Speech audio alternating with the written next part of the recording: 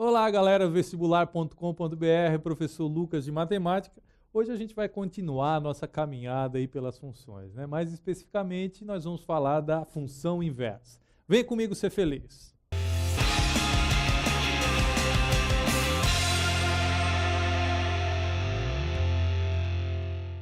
Vamos lá, galera. Então a gente não pode, começar direto, né, o conceito de função inversa. A gente tem que ir passo a passo e a primeira coisa que a gente precisa saber é o que é uma função injetora. Olha que coisa feia que ela é definida. Ó, função injetora diz o seguinte, ó, se x é diferente de y, então f de x tem que ser diferente de f de y, né?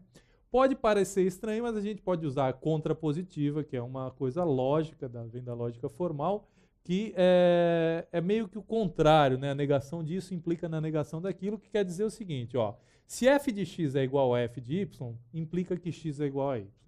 Ainda não está claro? Está bagunçado? Significa o quê? Que duas pessoas distintas não podem amar a mesma pessoa. Lembra que a gente tem o conjunto das pessoas e aqui a gente tem o conjunto dos amores, né? Bom, o que a gente tem aqui? Então, se você tem uma pessoa 1 aqui, uma pessoa 2, né? E aqui você tem um amor, sei lá, um amor 4, tá? O que não pode acontecer? Não pode acontecer isso, ó. A pessoa 1 está amando a pessoa 4. Aí vai lá a pessoa 2 e ama também a pessoa 4. Então isso aqui não é uma função injetora, por quê? Porque tem duas pessoas amando a mesma pessoa aqui, ó. O que isso quer dizer, ó? X é diferente de Y, ó. Esse cara é diferente disso. Só que a f de x é igual a f de y, né? Nota, 1 é diferente de 2, mas f de 1 é igual a f de 2, que é o 4. Então, nota, né? Isso aqui não foi satisfeito. Por quê? Porque tem duas pessoas amando o mesmo cara. Ou, sendo um pouco mais formal, dois valores de x produzindo a mesma imagem. Dois valores distintos aqui do domínio produzindo a mesma imagem. Tá? Então, quando isso acontecer, quando eu tiver duas pessoas ligadas a um y só, eu não tenho uma função injetora. Quer ver um pouquinho mais sobre isso? Vamos ver graficamente. O que acontece para identificar uma função injetora? Bom, acontece o seguinte, ó.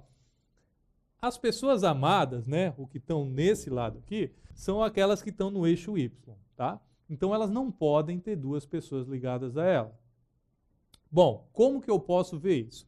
Eu vou passando linhas horizontais, tá? E elas só podem tocar em um ponto, no máximo em um ponto no gráfico, tá? Nota que é realmente o que acontece, ó, não tem nenhuma linha dessas que toca em dois pontos, tá? Portanto, aqui cada y vai ter um x só ligado a ele, certo? Por exemplo, aqui, ó, o 1 está ligado com o 0 e por aí vai, tá? Por outro lado, se eu pegar um gráfico desse tipo, e se eu passar uma linha horizontal aqui, opa, não ficou muito horizontal, vamos dar uma tentada de novo, né? Então, se eu passar uma linha horizontal aqui, eu vou ver que esse gráfico é cortado em dois pontos, ó, nesse ponto e nesse ponto. O que significa isso? Olha só, se você puxar aqui, ó, a projeção aqui no x, a gente tem um x', e se você puxar uma projeção aqui, a gente tem um x duas linhas, ou seja, x' é diferente do x duas linhas, né? São diferentes, mas, olha só, eles são ligados a quem? Ao 2, ou seja, o f do x' é igual ao f do x duas linhas, isso tudo que deu 2. Portanto, eu tenho dois x diferentes que estão casando com a mesma pessoa, estão amando a mesma pessoa. Então, aqui eu não tenho uma função injetora, e aqui, sim, eu tenho uma função injetora. Então, de novo, graficamente como é que é? Passa linhas horizontais, cortou no máximo uma vez, então é injetora. Se cortou dois ou mais pontos, então não vai ser injetora. Vamos apagar isso aqui, para a gente ganhar um pouquinho mais de espaço. E vamos apagar essa análise aqui.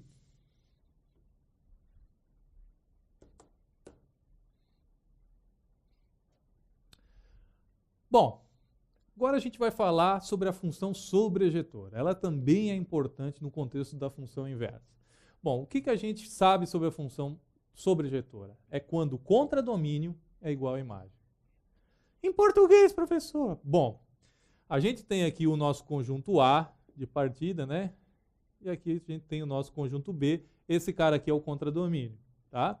Então aqui tem um monte de gente, tal, todas elas têm que ter um representante aqui, mas de repente pode acontecer isso, ou seja, um cara vem aqui, outro cara vem aqui, esse cara vem aqui e esse cara vem aqui. Isso aqui é uma função, aliás, esse cara aqui vamos colocar aqui também, tá? Todos os pontinhos aqui têm o seu representante, né? Esse cara aqui está sobrando, mas não tem problema nenhum, a gente viu que é função. Porém, isso aqui não é uma função sobrejetora. Por que ela não é uma função sobrejetora? Porque tem gente sobrando aqui, ó. Esse cara aqui está solitário, né? Se tem gente sobrando, é porque a função não é sobrejetora, tá? Bom, por isso que a gente diz que o contradomínio é igual à imagem quando a função sobrejetora. Ou seja, se a gente colocasse um pontinho a mais, vamos esquecer que tem esse cara aqui, vamos fazer uma coisa, uma benfeitoria aí para esse cara aí, vamos pegar uma pessoa aqui e vamos fazer ela amar esse cara aqui. Pronto, olha que coisa linda. Agora todo mundo aqui, ou seja, o meu contradomínio, que é o B, foi justamente igual ao meu conjunto imagem. Portanto, nesse caso aqui, agora, sim, eu tenho uma função sobrejetora, ok?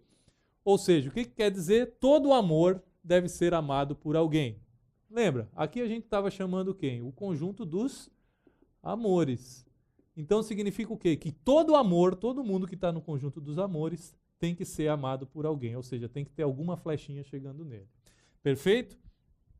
Bom, vamos tocar o nosso barco em frente e vamos ver também graficamente como que funciona essa parada da função sobrejetora.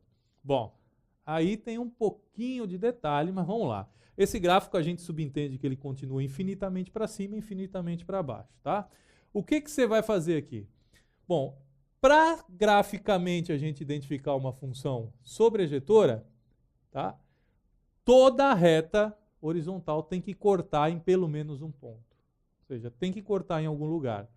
Nesse caso aqui, se a gente prosseguir para cima e prosseguir para baixo, sempre vai ter um corte no gráfico. Portanto, essa função é sobrejetora.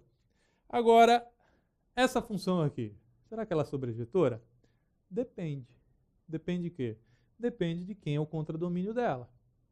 Nota só, se o meu contradomínio, nesse caso aqui, se o meu contradomínio for o conjunto dos reais, perdão, aqui, vamos melhorar esse ré. For os reais, né? Não negativos, então, olha, se eu considerar somente daqui para cima, toda a reta que eu colocar aqui vai cortar um ponto, e aí sim ela vai ser uma função sobrejetora. Porém, se o meu contradomínio for todo o conjunto dos números reais, ou seja, todo o eixo y aqui, o que vai acontecer? Se eu passar uma reta aqui, não vai cortar o gráfico. Portanto, ela não será sobrejetora. Então, nota que a sobrejetora, para a gente poder analisar, a gente precisa saber quem que é o contradomínio. Dependendo do contradomínio, essa função poderá ser sobrejetora. Ok? Então, de novo, se for só daqui para cima, todo mundo corta, é sobrejetora. Agora, se for todo mundo, retas aqui embaixo não vão cortar. Ok? E agora a gente vai para o nosso mundo perfeito, que é a função bijetora. Tá? O que é uma função bijetora?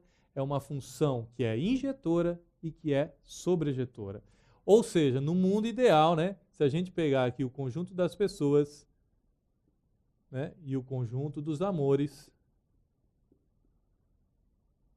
então o que a gente vai ter aqui? Todos os amores são amados e o são por uma única pessoa. Olha que coisa linda, que coisa romântica, né? Então significa o quê? Vamos supor aqui, para um conjunto finito, né? Se você tem 4 caras aqui, você vai ter 4 aqui. Tudo bem, essa pessoa pode amar esse amor aqui, essa aqui vai nesse, essa aqui vai nesse e essa aqui vai nesse.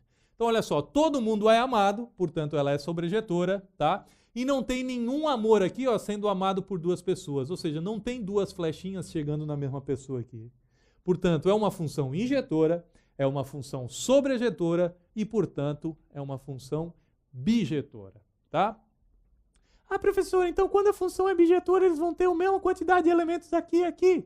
Não, tá? Quando o conjunto é infinito, aí a coisa não funciona bem desse jeito. Vou dar um exemplo para vocês, tá? O conjunto dos números naturais e o conjunto dos números inteiros, tá? A gente consegue fazer uma bijeção entre esses dois conjuntos, tá? E logicamente a gente sabe que tem mais gente aqui no conjunto dos números inteiros, porque também tem os números negativos. Tudo bem? Então, não necessariamente. Se o conjunto for finito, aí sim. Se existe uma bijeção, então a cardinalidade dos conjuntos é igual. Tá? Isso, na verdade, vale para todos, mas aí no caso infinito fica uma coisa mais delicada de analisar.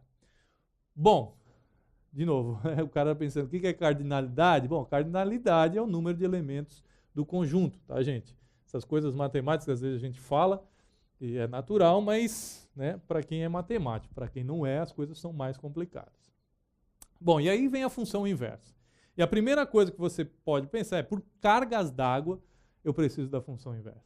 Bom, a função inversa, ela é utilizada muito, mas muito no nosso dia a dia. Por exemplo, o CPF. Cada pessoa tem um CPF, né? Então, você pode pensar o seguinte. Aqui você tem o conjunto das pessoas. Aqui você tem o conjunto de CPFs, que são números. Então, pode ter duas pessoas diferentes com o mesmo CPF? Não, não pode. Cada pessoa tem que ter o seu CPF.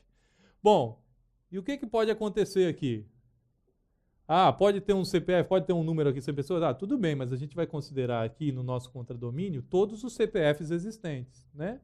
Então, toda pessoa vai ter um CPF, cada pessoa, e não pode ter um CPF ligado por duas pessoas aqui. Quer mais coisa? Quando você vai no mercado lá, você tem código de barra, né? Então, você tem uma barrinha lá que é indicado por um único produto e outros tipos aí de função bijetoras, tá?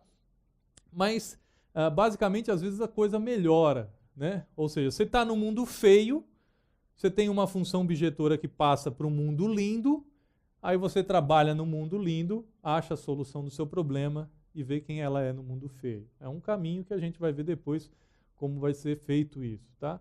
Mas, resumindo, ela é muito interessante, tá? Então, quando você tem uma função bijetora, anota, ela tem que ser bijetora, de A para B, existe uma única função. Então, se for bijetora, vai existir essa função, que a gente vai dizer que é a função inversa, e que, nota, ela troca, ó, se essa aqui vai de A para B, a inversa vem de B para A. Ou seja, vamos supor que você está aqui no A e você está agindo com a função chegando em B, isso aqui é a nossa função, a função inversa ela vai fazer o contrário. Ela vem de B e parte para A. E o que ela satisfaz? Olha só, o f-1 do f de A é igual a A para todo A pertencente a A. Estranho isso aqui, né? Isso aqui é um matematiquês. Mas o que quer dizer isso aqui? Olha só. Vamos supor que você pega f de A, tá? Aqui você tem A, aqui você aplicou f, portanto aqui você chegou em f de A. Quando eu aplicar f-1 desse cara aqui, eu estou aplicando quem? Eu estou aplicando o f-1 do f de A.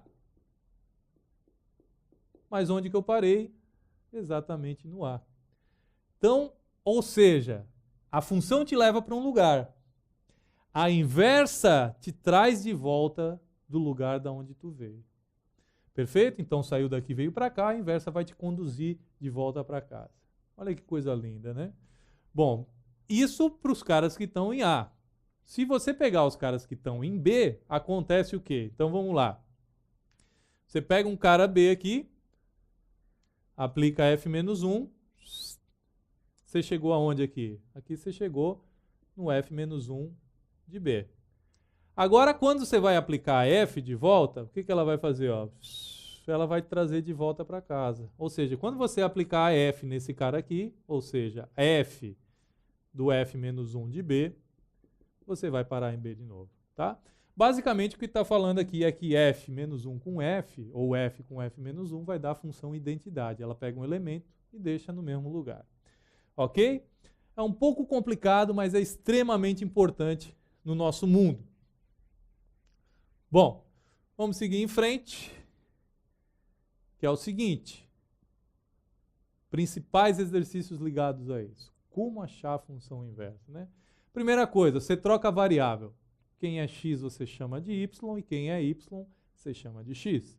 Depois você isola a variável y e pronto. Você achou a sua inversa. Vamos ver um exemplo? Olha só. Vamos achar então a inversa dessa função aqui. Lembra que f de x é a mesma coisa que y. Então eu tenho y igual a 2x mais 1. Vou seguir o primeiro passo, ó, trocar as variáveis. Então, o y vira x e o x vira y. Tranquilo o primeiro passo? Troca as variáveis de lugar. Agora, o segundo passo, isolar a variável y. Nota, y está aqui. Deixa eu só virar essa igualdade, ó, 2y mais 1 igual a x. Fico mais confortável com isso, eu quero isolar a variável y. Agora, 2y é igual a x menos 1, operação inversa aqui do mais 1, né? Está multiplicando, operação inversa é divisão. Portanto, y, que representa a minha função inversa, é x menos 1 dividido por 2. Né? Se você quiser colocar de uma maneira bonitinha, o que você faz? Você troca aqui ó, o y por f menos 1 de x, né? Dizendo que a inversa calculada no ponto x é x menos 1 sobre 2. Quer ver uma coisa legal? Quer ver uma coisa legal? Você pega o seguinte, pega essa função aqui e coloca x igual a 3 no lugar. Então vamos pegar esse x aqui e vamos colocar 3. Qual é o y correspondente? Ó, 2 vezes 3, 6. Mais 1 dá 7. Tá? Bom, então, você pegou o x igual a 3, foi levado no 7. Agora, olha só. Vamos supor que você pega x igual a 7 aqui, ó. Tá? f menos 1 de 7 vai ser 7 menos 1, que é 6, dividido por 2, que dá 3. Ou seja, a função normal, ela leva o 3 no 7. A inversa, ela leva o 7 no 3. Que coisa linda, né? Vamos seguir em frente. E vamos ver coisas importantes sobre a função inversa. Graficamente, tá? O que caracteriza graficamente? O gráfico de uma função e de sua inversa são simétricos em relação à bissetriz dos quadrantes ímpares. Meu Deus, o que é isso? Gente, bissetriz dos quadrantes ímpares a gente já vai ver aqui, olha só. Vamos supor que a gente tem esse gráficozão aqui, tá? É uma função de uma exponencial aí.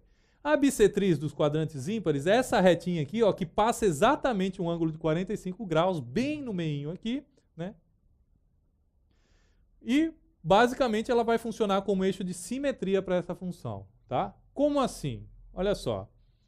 Olha como é fácil desenhar a inversa se você tem a função. Você pega esse ponto aqui, por exemplo, esse pontinho aqui, quem é? Ó, x igual a 2, y igual a 4. Como é simétrica, a função inversa vai ter que ponto? O ponto 4, 2. Ou seja, x igual a 4, x igual a 4, e y igual a 2. Pronto. Ó. Então, funciona como eixo de simetria, basta você fazer o quê? Trocar os pontos para poder achar o gráfico da inversa. Então, sei lá, você pega o ponto, ó, 0, 1, é esse ponto que está aqui, né? Então, 0, 1. Quem vai ser o ponto aqui? O ponto 1, 0. Olha só que maravilha, já tem os dois pontinhos aqui. Posso achar mais um, né? Olha só, quando o cara aqui vai chegando bem perto aqui do 0, ou seja, o y, né? Quando eu tenho aqui, sei lá, menos 5, eu vou ter um y bem perto do 0, a mesma coisa aqui, né?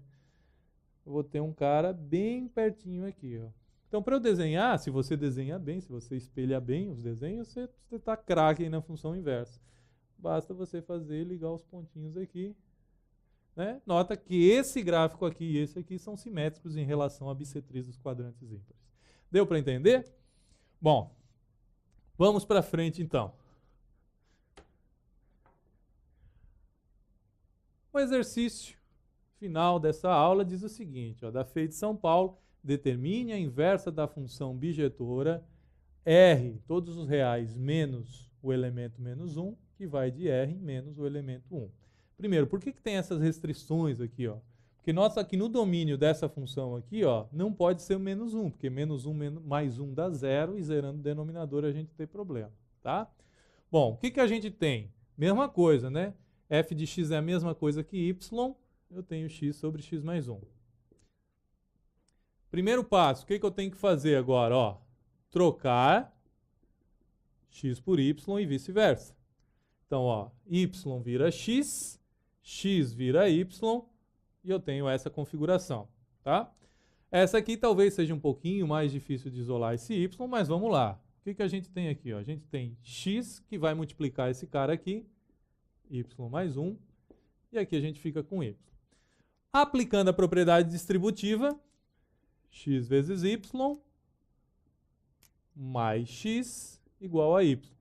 Bom, eu quero isolar y, então preciso deixar todos os y do mesmo lado da igualdade. Então eu vou ter aqui, ó, xy menos y, operação inversa do mais x menos x. Agora, olha só, nesse contexto aqui, ó, eu tenho y aqui, então eu posso colocar em comum, porque os dois termos, as duas parcelas aqui, têm o y em comum. Portanto, xy dividido por y sobra x, e y dividido por y dá 1. Bom, agora, finalmente, essa coisa toda aqui, ó, tá? Tudo isso aqui, vamos colocar em vermelho, está multiplicando o y. Então, ela vai fazer a operação inversa aqui, que é o quê? A divisão. Então, vai ser menos x dividido por x menos 1. Novamente, se você quiser deixar a coisa bem redondinha, né? Você troca a notação y por f menos 1 de x, que é igual a menos x sobre x menos 1. E essa é a função inversa dessa função que a gente tem aqui. Ok, gente? Então, com isso, a gente acaba o assunto de função inversa. Espero que vocês tenham entendido e gostado do conteúdo, tá? A gente se vê no próximo vídeo. Abração na alma, até mais!